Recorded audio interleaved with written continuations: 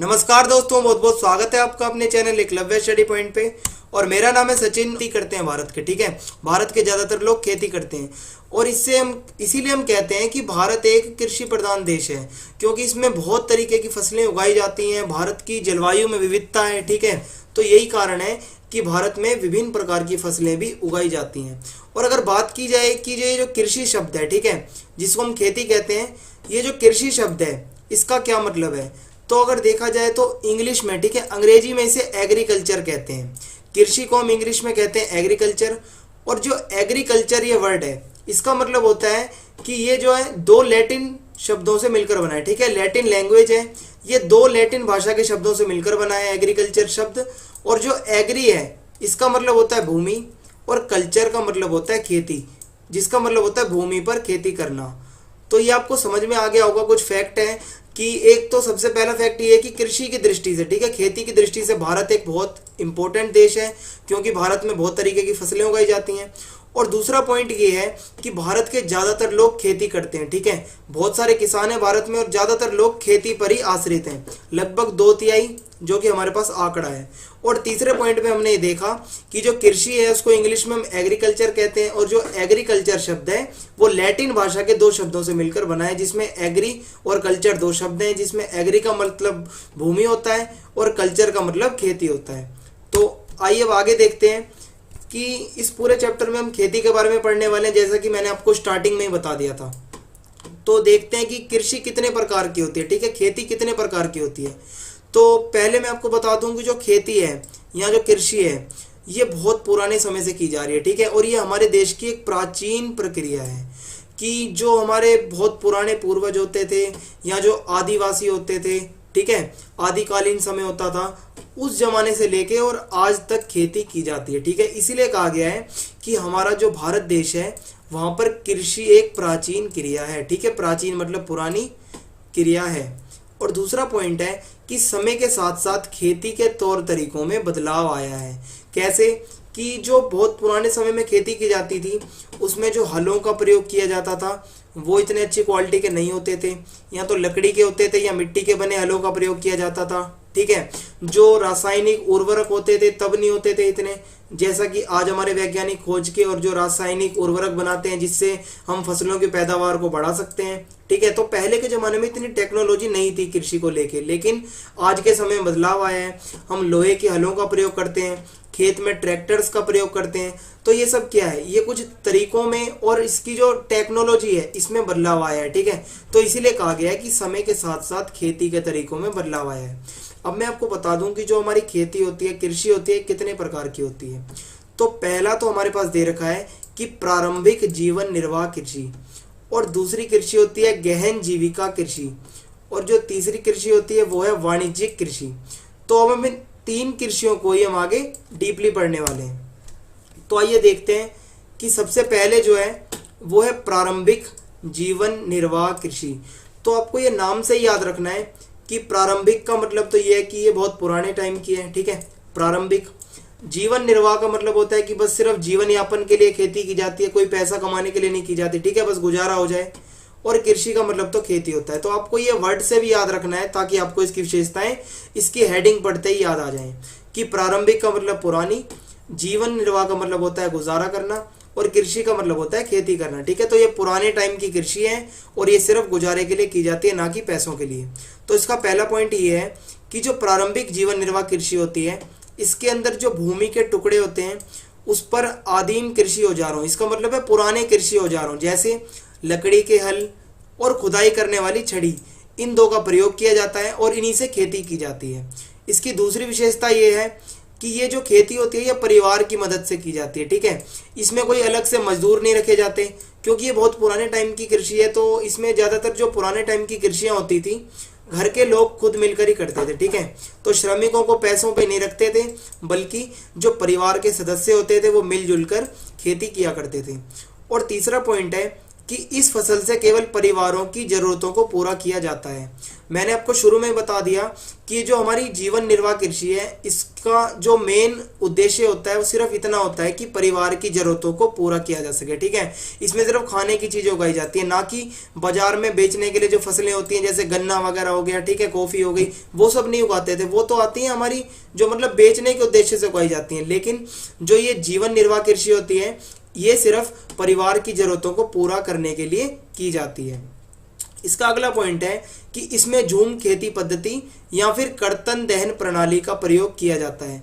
तो झूम खेती के बारे में आपने पहले पढ़ा होगा, अगर आपने नहीं पढ़ा है तो मैं आइए आपको आगे समझाता हूँ। कि सबसे पहले मैं आपको बता दूं कर्तन दहन प्रणाली, ठीक है। तो कर्तन का मतलब होता है काटना, दहन का मतलब होता है जलाना, ठीक है। तो जब ये खेती की जाती है उसमें क्या किया जाता है कि किसान जमीन के टुकड़े को साफ करके उन पर अपने परिवार के भरण पोषण के लिए अनाज उगाता है। तो मैंने आपको पहले ही बता दिया है कि ये बेचने के लिए बिल्कुल नहीं होती खेती, ये सिर्फ परिवार की जरूरतों को पूरा करने के लिए की जाती है, ठीक है, परिवार के भरण पोषण के लिए। और इसमें किसान क्या करता है कि जब मृदा की उर्वरता कम हो जाती है तो किसान उस भूमि को छोड़ देते हैं, ठीक है, फिर खेती के लिए वे दूसरी भूमि तैयार करते हैं और इस प्रकार कृषि से मृदा की उर्वरता बढ़ती है। तो मैं आपको समझाता हूँ इसमें क्या होता है। जो किसान होता है, ठीक है, वो किसी एक क्षेत्र में जाता है, उसमें जो पहले की वनस्पति होती है, ठीक है, जो पेड़ पौधे होते हैं या घास फूस जो भी होती है, उसको वो क्या करता है काट कर या तो उसे काट देता है या फिर उसे जला देता है। उसे जला के जब वो उसकी राख बच जाती है, ठीक है, वो राख क्या होती है उर्वरक का काम करती है जिससे भूमि उपजाऊ बनती है, ठीक है। जब वो भूमि तैयार हो जाती है फिर उस पर वो खेती करता है, खेती करके फिर वो दूसरी जगह पे जाता है, ठीक है, फिर दूसरी जगह पे ऐसे ही करता है कि जो वहाँ की जो पेड़ पौधे होते हैं वनस्पति होती है उनको काटता है, फिर जलाता है, फिर उसकी जो राख बच जाती है वो फिर उर्वरक का काम करती है जिससे भूमि उपजाऊ हो जाती है, फिर वो वहाँ पर खेती करता है। तो ऐसे ही ये करते रहते हैं, मतलब इसको झूम खेती भी कहते हैं हम, ठीक है। तो एक जगह से दूसरी जगह पर घूमते हैं, पहले इस खेत पे जाएंगे, फिर क्या करेंगे जब यहाँ से कृषि हो जाएगी फिर दूसरे खेत पे जाएंगे, वहां पर जाके फिर जलाएंगे, फिर तीसरे खेत पे जाएंगे। तो ये किसी एक जगह पे नहीं रुकते, ठीक है, स्थायी नहीं होते ये एक जगह से दूसरी जगह पर घूमते रहते हैं जिसे हम कहते हैं झूम खेती भी कहते हैं। और कर्तन दहन प्रणाली क्या होता है मैंने आपको बता दिया है कि वनस्पतियों को जाके पहले तो काटते हैं किसी क्षेत्र की, फिर उसको काट कर उसे जला देते हैं, फिर उसकी जो राख होती है वो उर्वरक का काम करती है। उसके बाद मैं आपको बता दूं कि ये जो राख होती है, ठीक है, जब ये मिट्टी में मिल जाती है तो भूमि का उपजाऊपन बहुत ज़्यादा बढ़ जाता है, ठीक है, भूमि और उपजाऊ हो जाती है। लेकिन इसका एक दोष भी है, ठीक है, जिसे हम कहते हैं इसकी एक हानि भी है कि इससे पर्यावरण को नुकसान होता है, क्योंकि यदि हम वनस्पतियों को जलाते हैं, उनमें आग लगाते हैं, ठीक है, तो उनसे क्या होता है हमारे पर्यावरण को नुकसान पहुँचता है। उसके बाद अगला पॉइंट है कि इस प्रकार की कृषि में या इसमें किसान उर्वरकों का प्रयोग नहीं करते, इसलिए इस कृषि में उत्पादन कम होता है। मैंने आपको बताया कि जो किसान होते हैं वो भूमि की उर्वरता बढ़ाने के लिए, ठीक है, भूमि का उपजाऊपन बढ़ाने के लिए सिर्फ क्या करते हैं उस खेत की जो है वनस्पति को जला देते हैं, जिससे क्या होता है कि वो मिट्टी जो होती है उपजाऊपन का काम करती है, ठीक है, मिट्टी के अंदर जब वो राख मिल जाती है तो वो जो भूमि होती है वो उपजाऊ बन जाती है। लेकिन उसमें उत्पादन ज़्यादा नहीं होता, सिर्फ इतना ही उत्पादन होता है, उसमें खेती इतनी ही होती है जिससे सिर्फ उसके परिवार का भरण पोषण किया जा सके। इसलिए जो किसान होते हैं वो उर्वरकों का प्रयोग नहीं करते, ठीक है। उर्वरक होते हैं हमारे जो रासायनिक उर्वरक होते हैं, केमिकल्स होते हैं, ठीक है, जिनको खेतों में छिड़क कर क्या होता है उत्पादन बढ़ाया जाता है। लेकिन जो हमारी कर्तन दहन प्रणाली के अनुसार किया जाता है इसमें उर्वरकों का प्रयोग नहीं किया जाता। तो यहाँ से आपको समझ में आ गया होगा कि कर्तन दहन प्रणाली क्या होती है। अब अगली हमारे सामने कृषि है गहन जीविका कृषि, ठीक है। तो इसमें क्या होता है, यह कृषि वहां की जाती है जहां पर भूमि पर जनसंख्या का दबाव अधिक होता है, ठीक है। इसका मतलब क्या है कि ये जो इस प्रकार की कृषि है, ठीक है, गहन जीविका कृषि, ये कहां पर की जाती है, कोई ऐसी जगह जहां पर जनसंख्या का दबाव अधिक होता है, ठीक है, जनसंख्या ज्यादा होती है, वहां पर की जाती है गहन जीविका कृषि। तो आपको ये याद रखना है। और दूसरा पॉइंट इसका याद रखना है कि इसमें अधिक उत्पादन के लिए रासायनिक उर्वरकों और सिंचाई का प्रयोग किया जाता है। इससे पहले जो हमने पढ़ा था उसमें हमने पढ़ा था कि उसमें रासायनिक उर्वरकों का प्रयोग नहीं किया जाता। लेकिन जो गहन जीविका कृषि है, पहली बात तो ये ऐसी जगह पे की जाती है जहां पर जनसंख्या ज्यादा होती है। अगर जनसंख्या ज्यादा है तो हमें खेती से पैदावार भी ज्यादा चाहिए, ठीक है, और खेती में अगर पैदावार ज्यादा चाहिए तो हम यूज करेंगे रासायनिक उर्वरकों का, ठीक है, कीटनाशकों का प्रयोग करेंगे या केमिकल्स का प्रयोग करेंगे जिससे उत्पादन ज्यादा हो। और क्या करते हैं, सिंचाई का प्रयोग करते हैं, ठीक है, या तो कोई नहर होती है वहां से सिंचाई के लिए पानी ले लेते हैं, ठीक है, नदियों से सिंचाई कर लेते हैं, बांधों से सिंचाई कर लेते हैं, ठीक है। सिंचाई का मतलब होता है किसी दूसरे स्रोत से पानी खेतों में लाना, ठीक है। तो ये सिर्फ सिंचाई का जो मेन उद्देश्य होता है वो होता है उत्पादन को बढ़ाना। तो इससे आप समझ गए होंगे कि जो गहन जीविका कृषि होती है ये तो ऐसी जगह पे की जाती है जहाँ पे जनसंख्या ज़्यादा होती है, और जनसंख्या ज़्यादा होगी तो हमें खेती से पैदावार भी ज़्यादा चाहिए। अगर पैदावार ज़्यादा चाहिए तो हमें वहाँ पर केमिकल्स का प्रयोग करना होगा, केमिकल उर्वरकों का प्रयोग करना होगा और सिंचाई की भी ज़रूरत पड़ेगी। तो ये हो गई हमारी गहन जीविका कृषि। उसके बाद जो अगली कृषि है ये मोस्ट इम्पोर्टेंट है, इसको हम कहते हैं वाणिज्यिक कृषि। मैं आपको पहले ही बता दूं, जो वाणिज्यिक कृषि होती है ये सिर्फ और सिर्फ पैसा कमाने के लिए की जाती है, ठीक है। ये कोई परिवार के भरण पोषण के लिए नहीं की जाती।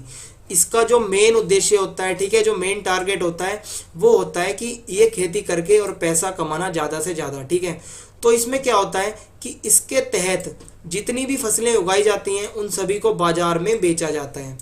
जो इस प्रकार की कृषि होती है इसका मेन उद्देश्य होता है पैसा कमाना, और इसके अंदर जो भी फसल उगाई जाती है वो बाजार में बेचने के उद्देश्य से उगाई जाती है।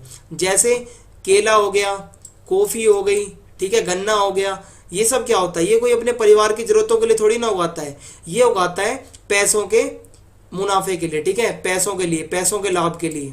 तो आपको समझ में आ गया होगा जो वाणिज्यिक कृषि होती है इसके अंदर जितनी भी फसलें उगाई जाती हैं वो बाजार में बेचने के उद्देश्य से उगाई जाती हैं।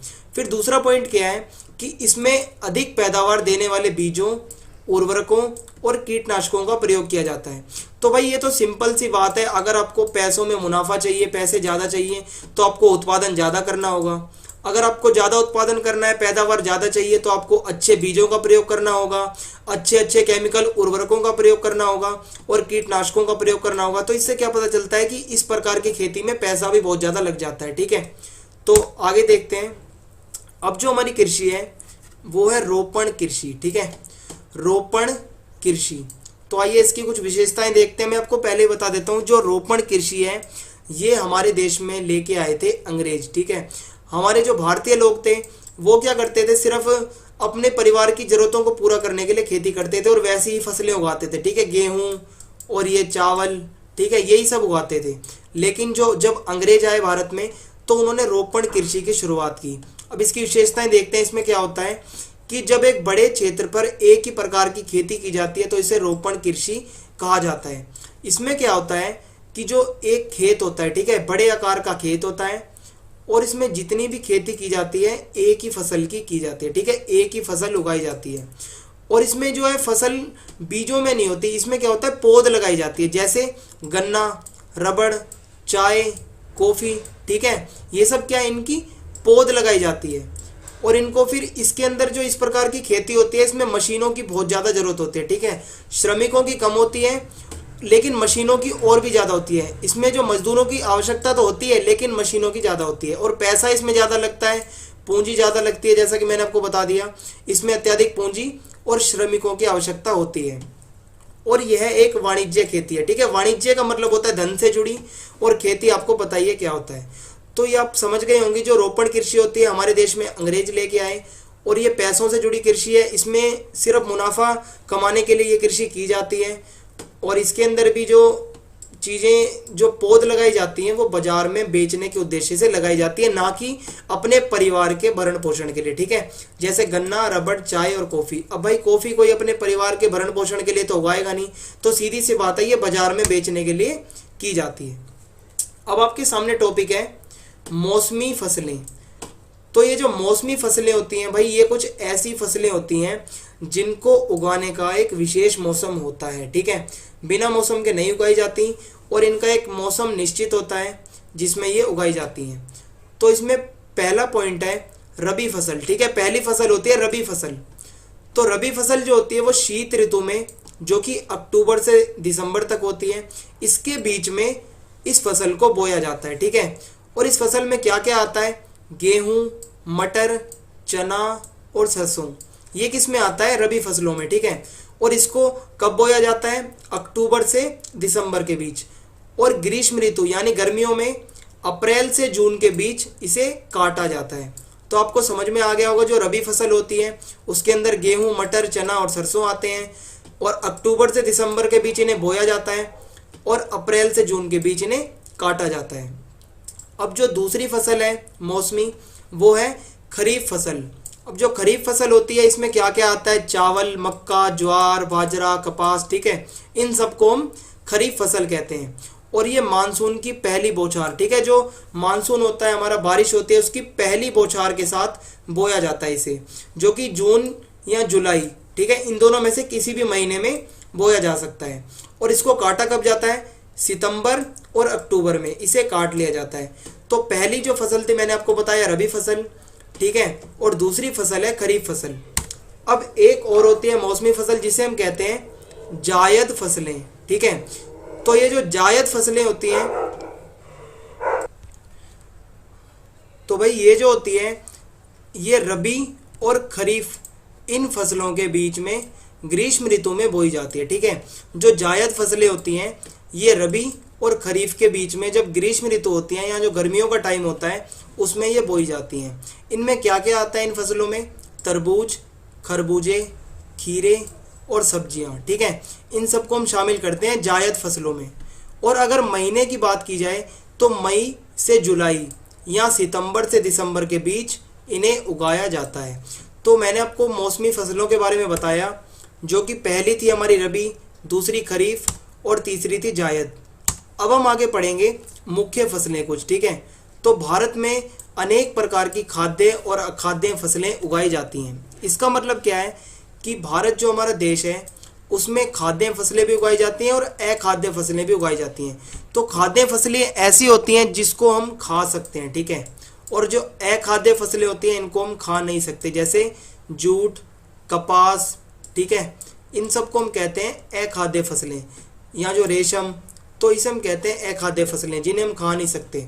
और जो खाद्य फसलें होते हैं उन्हें हम खा सकते हैं, गेहूँ, चना, अनाज, ठीक है, जितनी भी अनाज की होती हैं, मक्का, इसे हम कहते हैं खाद्य फसलें। अब दूसरा पॉइंट है कि खाद्य फसलों में भी कुछ अनाज हैं और कुछ गैर अनाज हैं। तो आइए देखते हैं।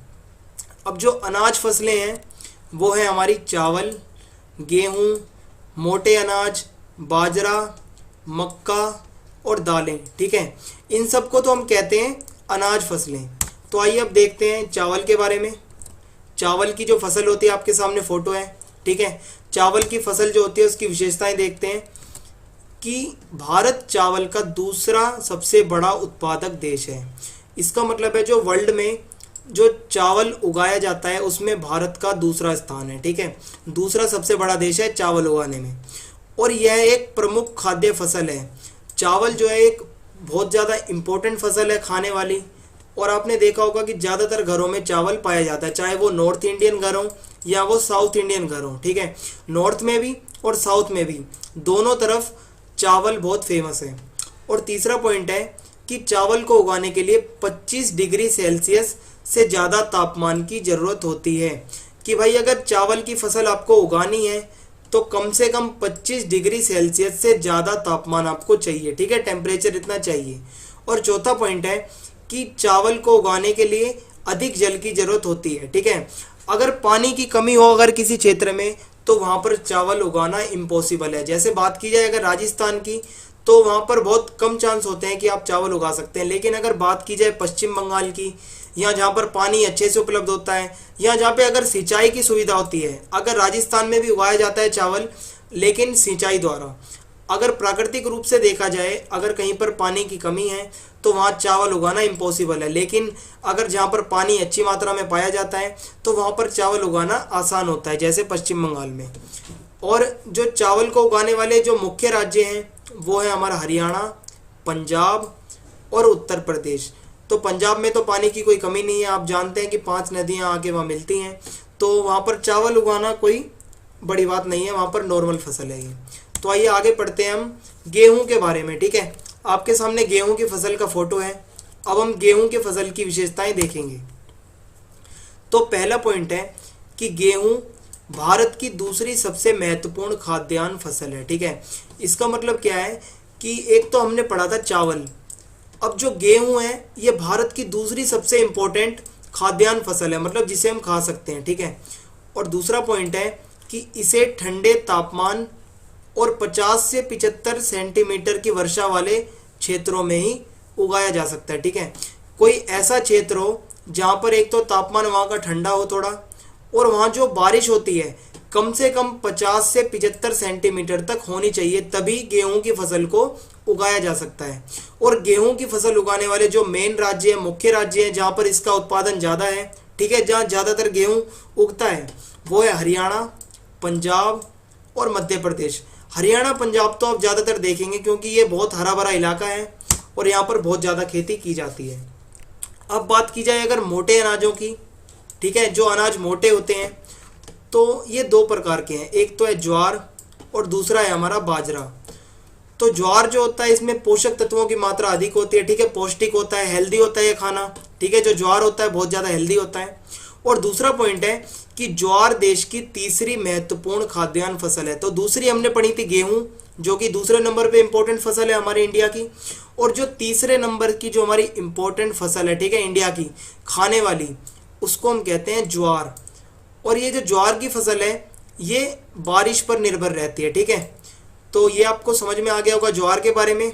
एक तो ये हेल्दी है, बहुत ज़्यादा पोषक तत्वों की मात्रा इसमें अधिक होती है, ठीक है, और देश की तीसरी इंपॉर्टेंट फसल है, और ये पूरी की पूरी फसल वर्षा पर निर्भर होती है।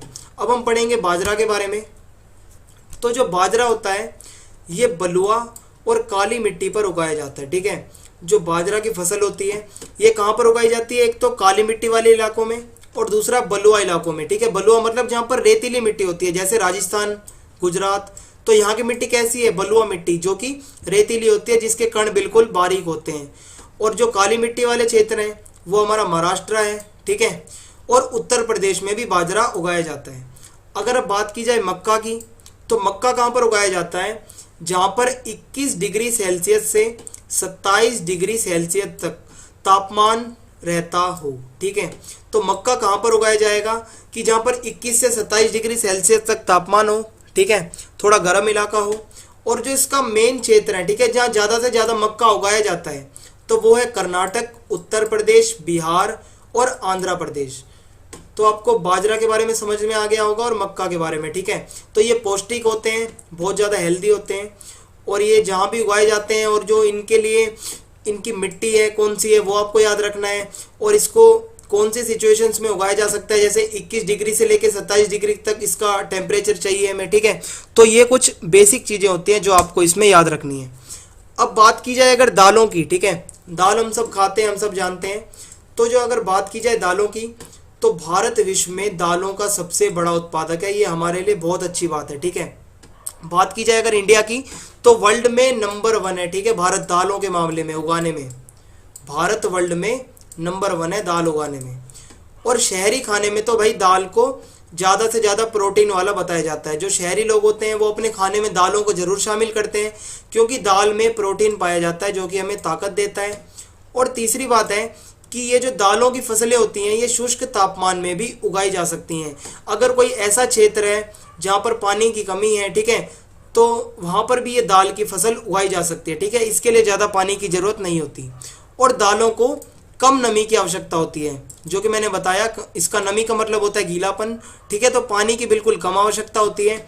और कुछ दालों के उदाहरण है जैसे अरहर, उड़द, मूंग, मसूर, मटर, चना, ठीक है। तो ये कुछ मेन दालें हैं। तो आपको याद रखना है कि दाल की जो फसल होती है वो गर्म इलाकों में भी उगाई जा सकती है। और सबसे इम्पोर्टेंट पॉइंट है कि भारत विश्व में दालों का सबसे बड़ा उत्पादक है, ठीक है। तो सबसे ज़्यादा जो दालें होती हैं वो भारत ही उगाता है। अब हमारे सामने टॉपिक है गैर अनाज फसलें, ठीक है। पहले तो मैंने आपको बताया जो अनाज की फसलें होती हैं, अब मैं आपको बताऊंगा गैर अनाज फसलें, जैसे गन्ना, तिलहन, चाय और कॉफ़ी। तो इन सब के बारे में हम बारी बारी करके पढ़ेंगे, ठीक है, और इन सब की विशेषताएं देखेंगे। तो सबसे पहले है हमारे सामने गन्ना। तो भाई जो गन्ना होता है हम सब जानते हैं, हम सब खाते हैं गर्मियों में, ठीक है। जो गन्ना होता है इसको उगाने के लिए 27 डिग्री सेल्सियस तक तापमान की ज़रूरत होती है, ठीक है। 27 डिग्री तक जो हमारा टेम्परेचर होता है उसकी ज़रूरत होती है। और दूसरा पॉइंट है कि 75 सेंटीमीटर से 100 सेंटीमीटर तक वर्षा की भी जरूरत होती है। ये ऐसे क्षेत्रों में उगाया जाता है जहां पर 75 से 100 सेंटीमीटर तक लगभग बारिश होती हो, ठीक है। और तीसरा पॉइंट है कि इसके जो मेन क्षेत्र हैं जहां पर गन्ना ज़्यादा से ज़्यादा उगाया जाता है वो है हरियाणा, उत्तर प्रदेश, पंजाब और महाराष्ट्र। मैं आपको एक बात और बता दूं, जो गन्ने की फसल होती है इसको नमी की ज़्यादा ज़रूरत होती है और पानी की ज़रूरत होती है इसमें। इससे पहले जो मैंने आपको बताई थी दालें, उसमें पानी की ज़रूरत बहुत कम होती है या बिल्कुल नहीं भी होती, बहुत हल्के मात्रा में होती है। लेकिन जो गन्ना होता है इसके लिए हमें पानी की ज़रूरत होती है। और गन्ने को अगर हमें उगाना है, अगर कोई एरिया शुष्क है, ठीक है, जो गर्म एरिया है जहाँ पर पानी नहीं है, तो आपको वहाँ पर क्या करना होगा, सिंचाई करनी होगी। सिंचाई के द्वारा इन्हें उगाया जाता है। अब जो अगली है हमारे सामने हेडिंग, वो है तिलहन। तो तिलहन क्या होता है, जैसे कि मूंगफली, सरसों, नारियल, सोयाबीन, ठीक है, ये सब ऐसी फसलें हैं जो कि गैर अनाज फसलें हैं और इन्हें हम कहते हैं तिलहन। और ये सब खाने योग्य हैं। हम सब जानते हैं, हम मूंगफली भी खाते हैं, सरसों का तेल होता है हमारे पास, नारियल होता है, ठीक है, नारियल हम खा सकते हैं, सोयाबीन खा सकते हैं, ठीक है। तो ये सब खाने योग्य होती हैं, खाद्य फसलें होती हैं। और तीसरा पॉइंट है कि इसका खाना पकाने में भी प्रयोग किया जाता है। मूंगफली का भी तेल निकाला जा सकता है, सरसों का भी तेल निकाला जा सकता है, नारियल का भी तेल निकलता है, सोयाबीन का भी तेल निकलता है। तो इन सबको खाना पकाने में भी यूज़ किया जा सकता है। अब बात की जाए कि तिलहन जो फसलें हैं जो मैंने आपको बताई, ये ज़्यादा से ज़्यादा कहाँ पर उगाई जाती हैं, आंध्र प्रदेश में, तमिलनाडु में और गुजरात में, ठीक है। तो ये 3 इम्पोर्टेंट इलाके हैं जहाँ पर ज़्यादा से ज़्यादा तिलहन फसलें उगाई जाती हैं। अब आपके सामने टॉपिक है चाय, ठीक है। चाय का मतलब होता है टी, जैसा कि हम सब जानते हैं। तो पहला पॉइंट है कि इसको उगाने के लिए गर्म जलवायु की आवश्यकता होती है, गर्म जलवायु हमें चाहिए, ठीक है। अगर हमें चाय को उगाना है तो हमें चाहिए उसके लिए गर्म जलवायु। और दूसरा पॉइंट है कि चाय एक रोपण कृषि का ही उदाहरण है। रोपण कृषि मैंने आपको बताई थी, आपको याद आ रहा होगा, जो कि मैंने आपको बताया कि अंग्रेज भारत में लेके आए थे। इससे पहले चाय भारत में नहीं उगाते थे, अंग्रेज भारत में चाय लेके आए, ठीक है। चाय और कॉफ़ी इन सब की जो फसलें उगाना स्टार्ट की, इनकी पौध लगाना स्टार्ट की, ठीक है, और उसकी चाय की झाड़ियाँ लगाना स्टार्ट की। तो ये सब क्या है, एक रोपण कृषि है। रोपण का मतलब होता है जिसमें फसलों की पौध लगाई जाती है और इसको बाजार में बेचने के उद्देश्य से उगाया जाता है। जैसे चाय है, इसको हम सिर्फ इसीलिए उगाते हैं ताकि इसको बाजार में बेचा जा सके। और तीसरा पॉइंट क्या है कि यह पेय पदार्थ की फसल है। पेय पदार्थ का मतलब होता है जिसको हम पी सकते हैं। तो हम सब जानते हैं कि चाय इसीलिए होती है जिसको हम आगे जाके पी सकते हैं। तो चाय एक पेय पदार्थ की फसल है जिसे अंग्रेज लाए थे। ये मैंने आपको रोपण कृषि के स्टार्टिंग में ही बता दिया था। और अगला पॉइंट है कि चाय के लिए सस्ता और कुशल श्रम चाहिए। मैं आपको बता दूं भाई, जो चाय की फसल होती है इसमें बहुत सारे श्रमिकों की आवश्यकता होती है, जिसके लिए हम श्रमिकों को ज़्यादा पैसा नहीं दे सकते, क्योंकि एक तो इसमें उत्पादन जो होता है इतना फ़ायदा होता नहीं है, वैसे बहुत कम होता है, लेकिन सही होता है। अगर उसमें से भी हम ज़्यादा से ज़्यादा पैसा अगर हम लेबर को दे देंगे तो हमारे पास तो कुछ बचेगा ही नहीं। इसलिए हमें मजदूर तो ज़्यादा चाहिए, लेकिन ऐसे मजदूर होने चाहिए जो कि सस्ते हों, ठीक है, सस्ते मजदूर। तो अंग्रेज क्या करते थे भाई, उन्हें ज़्यादा से ज़्यादा फ़ायदा चाहिए होता था और हम भारतीय थे उनके गुलाम। तो वो क्या करते थे, हमसे चाय की फसलें उगवाते थे और पैसे यहाँ तो बिल्कुल कम देते थे या कभी कभार नहीं भी देते थे, ठीक है। तो इसको हम कहते हैं कि बहुत ज़्यादा गुलामी की है हमारे देश ने अंग्रेज़ों की। और चाय की फसलें जो होती है उससे जुड़ा बहुत बड़ा इतिहास है हमारे भारत का, आगे चलकर आप पढ़ेंगे। और जो चाय की जो मेन क्षेत्र होते हैं, ठीक है, जहाँ पर चाय उगाई जाती है वो है असम, पश्चिम बंगाल और दार्जिलिंग, ठीक है। तो अब पढ़ते हैं हम आगे कॉफ़ी के बारे में। तो भाई ये भी अंग्रेज ही लाए थे लगभग, हम सब जानते ही हैं, ठीक है। चाय, कॉफ़ी ये सब अंग्रेज लाए हैं और ये सब बाहर की फसलें हैं। पहला पॉइंट है कि जो भारतीय कॉफ़ी है, ठीक है, जो हमारी इंडिया में उगाई जाती है ना कॉफ़ी, उसकी पूरे वर्ल्ड में मांग है, बहुत फेमस है हमारे भारत की कॉफ़ी। जो भारत में कॉफ़ी उगाते हैं वो बहुत ज़्यादा पॉपुलर है। और दूसरा पॉइंट है कि कॉफ़ी कहाँ पर उगाई जाती है, असम, केरल, तमिलनाडु, कर्नाटक, ठीक है। तो ये सब कोई ऐसे एरिया हैं जहाँ पर कॉफ़ी उगाई जाती है। इसमें से भी केरल, तमिलनाडु और कर्नाटक, यहाँ तो भाई बहुत ज़्यादा कॉफ़ी उगाई जाती है। अब मैं आपको बता दूँ बागवानी फसलें, ठीक है, बागवानी फसलें। तो नाम आपको थोड़ा अजीब सा लग रहा होगा, लेकिन अंदर जब आप पढ़ेंगे तो आपको आसान लगेगा। कि पहला पॉइंट है कि जो फलों की और जो सब्जियों की खेती होती है ना, उसको हम कहते हैं बागवानी फसलें, ठीक है, जिसमें फलों को और सब्जियों को उगाया जाता है। तो ये बहुत आसान है, आप समझ गए होंगे कि कोई भी ऐसी फसल होती है जिसमें फलों को और सब्जियों को उगाया जाता है उसे हम कहते हैं बागवानी फसलें। और दूसरा पॉइंट है कि भारत इसका विश्व में दूसरा सबसे बड़ा उत्पादक है। जो बागवानी फसलें होती हैं फलों की और सब्जियों की, भारत का पूरे वर्ल्ड में दूसरा नंबर है, जो कि ऐसा देश जो ज़्यादा से ज़्यादा बागवानी फसलें उगाता हो, भारत दूसरे नंबर पे है। और बागवानी फसलें जो है हमारी फलों की और सब्जियों की, भारत में ज़्यादातर कहाँ पर उगाई जाती हैं? महाराष्ट्र में, केरल में, जम्मू में, ठीक है। तो महाराष्ट्र किसके लिए फेमस है? अपने आम के लिए। केरल किस फसल के लिए फेमस है? केलों के लिए। जो जम्मू कश्मीर है वो अपने सेब के लिए फेमस है, एप्पल्स के लिए। तो ये होती है हमारी बागवानी फसलें जिसमें फलों को और सब्जियों को उगाया जाता है। अब आपके सामने टॉपिक है अखाद्य फसलें। तो भाई अखाद्य फसलें ऐसी होती हैं जिसे हम खा नहीं सकते और इसको भी हम बाजार में बेचने के उद्देश्य से उगाते हैं। तो पहली तो है रबड़, दूसरी है रेशम, तीसरी है कपास और चौथी है जूट। तो अब हम एक एक करके इन सब की विशेषताएं पढ़ेंगे। तो आइए देखते हैं। सबसे पहले मैं आपको बताता हूँ रबड़ के बारे में, ठीक है। तो जो रबड़ होता है हमारा, आप सब जानते ही होंगे रबड़, इसको उगाने के लिए बहुत ज़्यादा नमी की ज़रूरत होती है। इसका मतलब है जो रबड़ की फसल है इसके लिए हमें बहुत ज़्यादा पानी की ज़रूरत है इसको उगाने के लिए, ठीक है। यहाँ तो वो पानी सिंचाई द्वारा है, यहाँ तो उस इलाके में पानी होना चाहिए, तभी रबड़ की फसल वहाँ पर उगाई जाती है। और दूसरा पॉइंट है कि रबड़ को जो उगाने के लिए आर्द्र जलवायु चाहिए। आर्द्र जलवायु होती है हमारी जो थोड़ी नमी भरी जलवायु, ठीक है, जहाँ पर हल्की फुल्की बारिश होती रहे। आर्द्र जलवायु का मतलब कुल मिला के यही होता है, ना ज़्यादा ठंडी और ना ज़्यादा गर्म, ऐसी जलवायु जहाँ पर पानी की अच्छी उपलब्धता हो। और तीसरा पॉइंट है कि ये जो रबड़ की फसल होती है इसको उगाने के लिए 200 सेंटीमीटर से अधिक बारिश होनी चाहिए। तो आप देख सकते हैं कि पानी की कितनी ज़्यादा ज़रूरत है रबड़ को उगाने के लिए, ठीक है। मैंने आपको पहले पॉइंट में बता दिया है कि पानी की बहुत ज़्यादा ज़रूरत है रबड़ के लिए। और चौथा पॉइंट है कि 25 डिग्री सेल्सियस से अधिक तापमान चाहिए। एक तो बारिश भी ज़्यादा चाहिए, पानी भी ज़्यादा चाहिए, और इसको उगाने के लिए 25 डिग्री सेल्सियस से भी ज़्यादा टेम्परेचर चाहिए, ठीक है। तो ये जो चीज़ें मैं आपको बता रहा हूँ पॉइंट वाइज, ये आपको याद रखनी है। पेपर में आपको कुछ ऐसे लिखना है पॉइंट बना के, ठीक है। उसके बाद चौथा पॉइंट है कि इसे केरल और तमिलनाडु जैसे राज्यों में ज़्यादातर उगाया जाता है। जो रबड़ की फसल है अगर बात की जाए ज़्यादातर कहाँ पर उगाई जाती है, तो वो है केरल और तमिलनाडु। आइए देखते हैं अगली फसल कौन सी है, वो है रेशम, ठीक है। तो जो रेशम होती है ये कोई फसल नहीं होती, ये ऐसा काम होता है कि जो रेशम का कीड़ा होता है, रेशम के कीड़े से प्राप्त किया जाता है रेशम, ठीक है। जो रेशम का कीड़ा होता है आप सब जानते होंगे, जो रेशम का कीड़ा है, अगर आपने नहीं देखा है तो आप उसकी फ़ोटो सर्च मारना। जो रेशम का कीड़ा होता है उससे हमें प्राप्त होता है कोकून, ठीक है। जो कोकून होता है फिर वहाँ से हमें मिलता है रेशम, उसको एक एक करके निकाला जाता है, ठीक है। और पुराने ज़माने से जो रेशम के कीड़े पाले जाते हैं, पश्चिम बंगाल साइड में बहुत ज़्यादा रेशम के कीड़े पाले जाते हैं।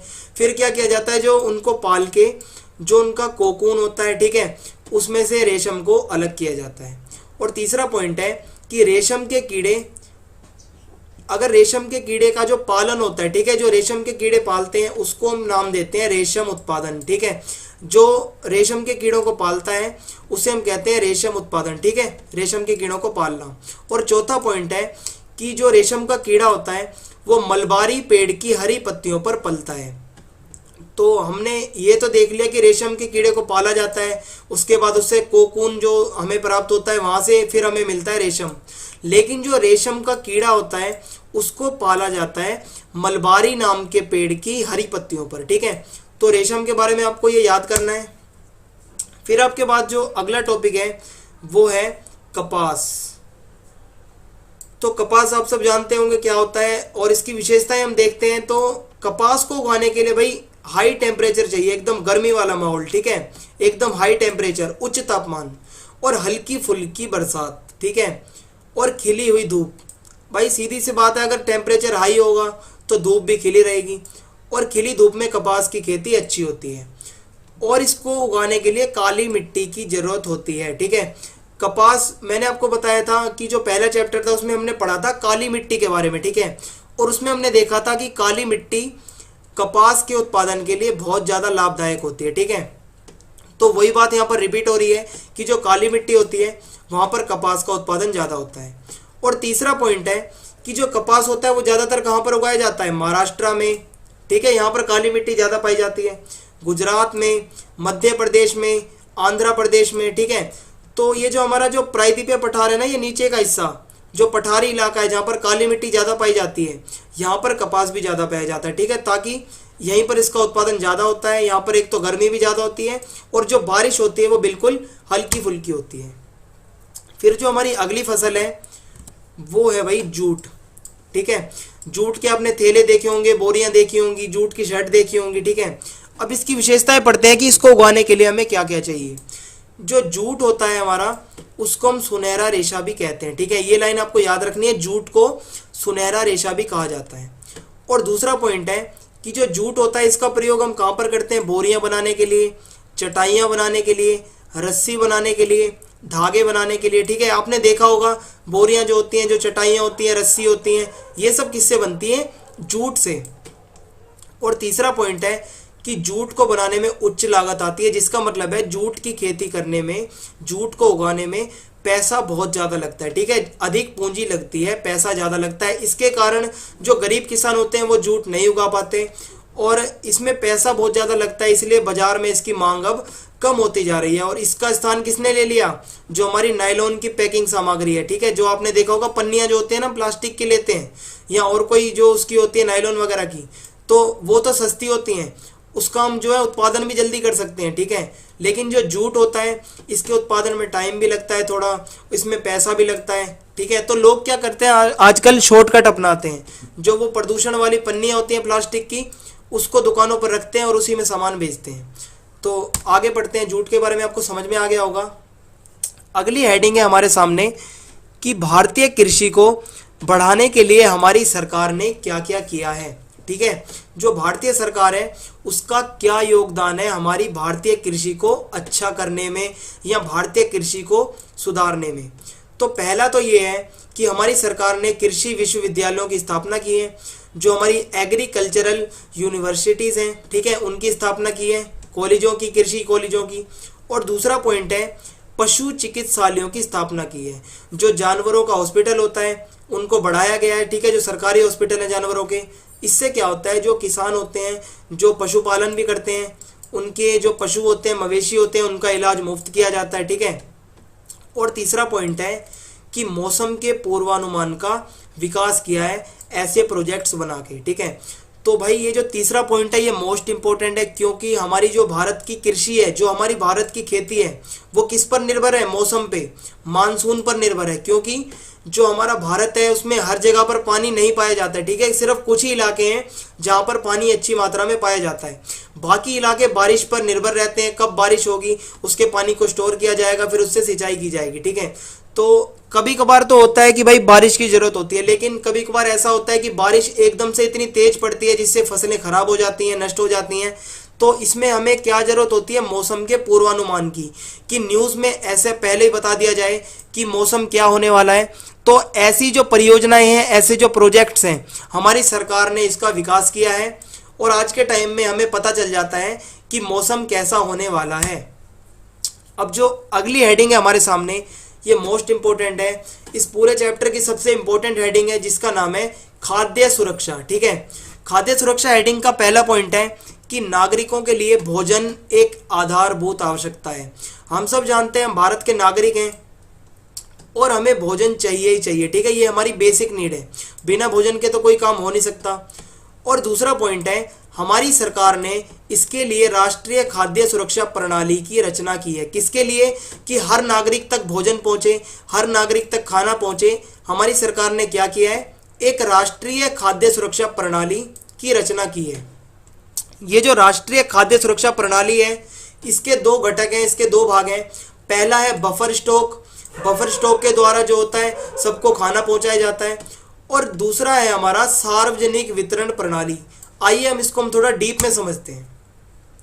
तो भाई जो बफर स्टॉक होता है, इसमें क्या होता है कि भारत में जो फसल का उत्पादन अधिक हो जाता है। ठीक है, इसमें क्या होता है कि मान लो किसान ने फसल उगाई और उसने हद से ज़्यादा उसका उत्पादन कर दिया, और जो उसको बेचनी थी उसने बेच भी दी, अपनी ज़रूरत के लिए रख भी दी, फिर भी अगर फसल बच जाती है तो उसका क्या होता है, या तो उस फसल को दूसरे देश में बेच दिया जाता है या फिर उसको जमा करके रख दिया जाता है, स्टोर करके।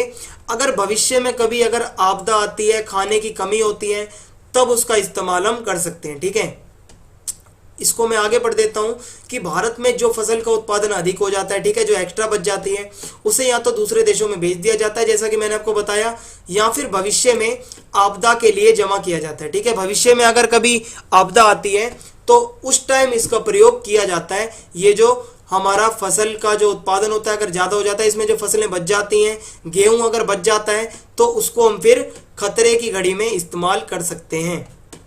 और दूसरा पॉइंट है, मैंने आपको बताया ये जो काम होता है, ठीक है, खतरे की घड़ी में इस्तेमाल करने वाला, इसको इकट्ठा करने का या फिर इसको विदेशों में बेचने का, तो ये काम किसका होता है, ये काम होता है फूड कॉर्पोरेशन ऑफ इंडिया। ये भी आपको याद रखना है। ठीक है, जो फसलें एक्स्ट्रा हो जाती हैं जिनको अगर बेचना है या आपदा में इस्तेमाल करना है तो इसका नियंत्रण कौन करता है, फूड कॉर्पोरेशन ऑफ इंडिया। तीसरा पॉइंट है, एक आपके सामने एग्जाम्पल है, ठीक है, बफर स्टॉक का, कि जम्मू कश्मीर में 2014 में बाढ़ आई और वहां पर अनाज की पड़ गई कमी। तो अब क्या किया जाएगा, जो एक्स्ट्रा फसल बच गई थी, ठीक है, मैंने आपको बताया था कि इसका कहाँ प्रयोग किया जाता है, आपदा में। तो आपदा का उदाहरण मैंने आपको बताया जम्मू कश्मीर, 2014 में बाढ़ आई और वहां पर क्या हुआ, अनाज की कमी पड़ गई। फिर क्या किया गया, फूड कॉर्पोरेशन ऑफ इंडिया, मैंने आपको बताया था ना, ये जो इसका नियंत्रण कौन करता है, ये जो फसलें बच जाती हैं, फूड कॉर्पोरेशन ऑफ इंडिया। उसने क्या किया, जो फसलें बची हुई थी, अनाज है या और भी कोई फसल है, उसको वहां पर जाके बांटा जम्मू कश्मीर में। कब, आपदा के समय। तो यहां से आपको समझ में आ गया होगा बफर स्टॉक क्या होता है, या तो स्टोर करके रखना, ठीक है, विदेशों में बेचना, या फिर उसको आपदा के समय इस्तेमाल करना। अब अगली हेडिंग है हमारे सामने, सार्वजनिक वितरण प्रणाली। ठीक है, हम सब जानते हैं ना, जो राशन की दुकान होती है उसको क्या कहते हैं, सार्वजनिक वितरण की दुकान। ठीक है, राशन की दुकान, तो वही सब है ये। हमारी सरकार ने एक ऐसी व्यवस्था बना रखी है, ठीक है, जिससे हर नागरिक तक राशन पहुंचता है। तो पहला पॉइंट है कि भारत के प्रत्येक गांव में या शहर में एक राशन की दुकान होती है। आपने भी देखा होगा, आप जहां भी रहते हैं वहां पर एक राशन की दुकान जरूर होती है। ठीक है, तो वो हमारा इसी खाद्य सुरक्षा प्रणाली का ही हिस्सा है। ठीक है, एक तो हमारा बफर स्टॉक था और इसका दूसरा हिस्सा है हमारा सार्वजनिक वितरण प्रणाली। इसके द्वारा देश के हर नागरिक तक खाना पहुंचाया जाता है। तो दूसरा पॉइंट है कि यहाँ कोई भी घरेलू सामग्री ले सकता है, जैसे कि यहाँ पर क्या क्या मिलता है, चीनी, चावल, ठीक है, और पहले तो तेल भी मिलता था, ये सब क्या है, गेहूं मिलता है, ये सब किस में आता है, सार्वजनिक वितरण प्रणाली में। ठीक है, राशन पे। और तीसरा पॉइंट है, जो बीपीएल कार्ड वाले होते हैं, ठीक है, जिनका बीपीएल राशन कार्ड होता है, बीपीएल की फुल फॉर्म होती है बिलो पॉवर्टी लाइन, जो कि गरीबी रेखा के नीचे के लोग होते हैं उनका बनता है वो बीपीएल कार्ड। ठीक है, जो पीले कलर का होता है, आपने देखा होगा। उस पे क्या होता है, बीपीएल कार्ड पे जो राशन की दुकानों पे जितना भी ये अनाज मिलता है, गेहूं, चावल, चीनी, ये बहुत सस्ते दामों में मिलता है बाकी दुकानों के मुकाबले। ठीक है, और जो बाकी जो जनरल लोग होते हैं उनको यहाँ पर थोड़ा सा महंगा पड़ता है, लेकिन जो बीपीएल कार्ड वाले होते हैं उनको बहुत ज़्यादा सस्ते दामों में ये सब जो खाना होता है पहुँचाया जाता है और बहुत सस्ते दामों में उन्हें मिलता है। तो इसका क्या उद्देश्य है कि जो गरीब लोग हैं, जो नहीं खरीद सकते, उनके लिए सरकार ने ऐसी व्यवस्था कर रखी है कि भाई वो भूखे नहीं सोएंगे, उनको चाहे कम से कम दाम में भी दिया जाए लेकिन खाना उन्हें भी दिया जाएगा बीपीएल पे। तो अब जो अगली हेडिंग है, हमारी लास्ट हेडिंग है चैप्टर की, इसका नाम है वैश्वीकरण का कृषि पर प्रभाव। ठीक है, जो वैश्वीकरण हुआ है, जो हमने विदेशों से हमने टेक्निकें ली हैं, ठीक है, खेती करने की, या विदेशों से हमने बीज मंगवाए हैं, या हमने विदेशों से जितनी भी वो उसको क्या कहते हैं, उर्वरक मंगवाए हैं, ठीक है, अच्छी से अच्छी खेती करने के लिए, उसे हम कहते हैं वैश्वीकरण के द्वारा जो खेती में बदलाव आना। ठीक है, तो इसका पहला पॉइंट है हरित क्रांति। हमारे देश में एक क्रांति हुई थी, ठीक है, हरित क्रांति। क्रांति का मतलब होता है बदलाव और हरित का मतलब होता है हरियाली। तो भाई 1960 से पहले हमारे देश में इतनी अच्छी फसलें नहीं थी, ठीक है, खेती में इतनी अच्छी बचत नहीं होती थी, लेकिन 1960 के बाद से क्या हुआ कि जो हमारा खेती का क्षेत्र है, ठीक है, जो कृषि क्षेत्र है, उसमें अच्छे बीजों का प्रयोग किया जाने लगा, विदेशों से विदेशों से बीज मंगाए जाने लगे। और दूसरा पॉइंट है, आधुनिक तकनीकों का प्रयोग किया जाने लगा, ठीक है। बिल्कुल जो वहां पर कीटनाशक की जरूरत है वहां पर कीटनाशक का प्रयोग किया जाने लगा, जहां पर अगर उर्वरक की जरूरत है तो वहां पर उर्वरक छिड़का जाने लगा, ठीक है। अगर कहीं पर खाद की जरूरत है तो वहां पर खाद अच्छी किस्म की लाई जाने लगी।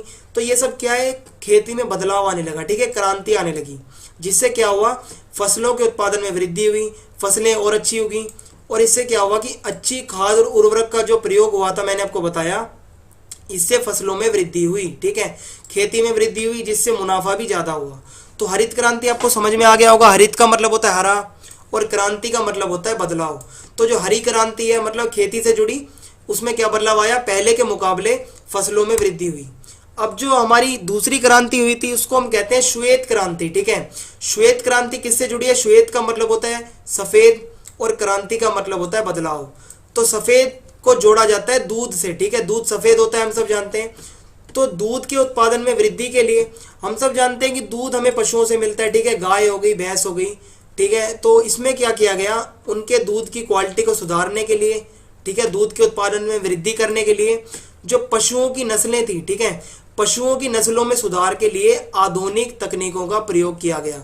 जो पशुओं को पालते थे उनकी जो कंडीशन अच्छी की गई और पशुओं की मतलब टाइम टाइम पे इलाज किया जाने लगा और पशुओं को अच्छे तरीके से पाला जाने लगा, उनकी केयर की जाने लगी, जिससे जो दूध था उसके उत्पादन में वृद्धि हुई। इसको हम कहते हैं श्वेत क्रांति, ठीक है। दूध के उत्पादन में जो बदलाव आया था, पहले इतनी अच्छा हमें बेनिफिट नहीं होता था, ठीक है, दूध बहुत कम मात्रा में हमें यहाँ भारत देश में मिलता था, ज़्यादातर दूध बाहर से ही आता था। लेकिन गुजरात का जो इलाका है वहां से स्टार्ट हुई थी हमारी श्वेत क्रांति, ठीक है। आपने अमूल का नाम सुना होगा ना, अमूल बहुत फेमस ब्रांड है। और भारत के अंदर जो श्वेत क्रांति आई थी, जो दूध के उत्पादन में वृद्धि हुई थी, वो अमूल से ही स्टार्ट होती है, ठीक है। और जो श्वेत क्रांति है ना, जो इसके जनक हैं, ठीक है, जो इसके गॉड हैं, गॉड ऑफ श्वेत क्रांति जिन्होंने स्टार्ट की थी, उनका नाम है वर्गीस कुरियन, ठीक है। नाम अगर आपको याद रखना है आप रख सकते हैं, मैंने आपको एक एडिशनल नॉलेज के तौर पे बताया है। उनका नाम था वर्गीस कुरियन, जिन्होंने श्वेत क्रांति का प्रारंभ किया। इन्हें श्वेत क्रांति का जनक भी कहा जाता है। तो फ्रेंड्स, यहाँ पर खत्म होती है हमारी वीडियो। अगर आपको वीडियो पसंद आई हो तो आप चैनल को सब्सक्राइब जरूर करें और बेल आइकन का जरूर दबा दें ताकि आने वाले सारे अपडेट्स आपको मिलें। और अगर वीडियो पसंद आई हो तो आप लाइक जरूर करें और आपके जो भी डाउट्स हों आप कमेंट बॉक्स में लिखें और वीडियो को शेयर करना ना भूलें। जय हिंद, जय भारत।